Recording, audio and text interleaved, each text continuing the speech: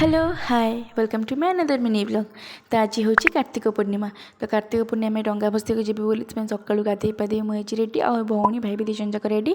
तो से दिज डंगा धरिकी चलिए पोखरी जब पोखरी पाखे आम चली चली गलु ये पोखरी जाकि आम फर्स्ट माने भौणी डंगारे दीप जलैकी पैसा थोईकी सब फर्स्ट सी बसैला गोटे डंगा तापर सी बसई सारापर देन मु गोटे डंगा बसैली तापर भाई भी गोटे डंगा बसई बट मुझे भिडियो कैप्चर करें।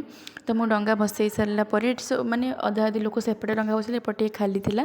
तो से मो माने मुझे डंगा भलसे बसैली तापर घर को आसला भौणी चौरा मूल मुरुच पकईला मुरुच पकई सारापर मुझे दीप सब रेडी करदेली जेहेतु मंदिर जीवु।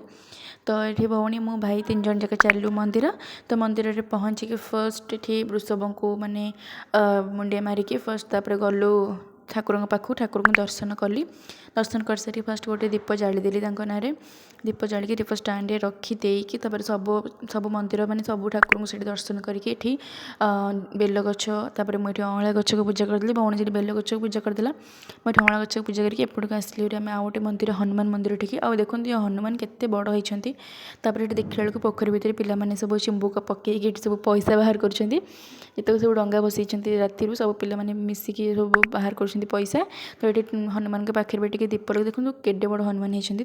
ये साई बाबा पाखे दीप लगे से मंदिर बुलिकी घर को आसिक मोटे बानाना केक भेज खाई तापर से मैंने बहुत टायर्ड लगे पुणी मुझे गली मार्केट कहीं शाग आनी मार्केट शाग आणिक आसी घर को लंच बनी और भात डाली पापड़ शाग आलू भर्ता तापर ताकू खाईदेली पूरा शांति टिके खाई शोपड़ी। भिडियो भल लगी लाइक शेयर सब्सक्राइब।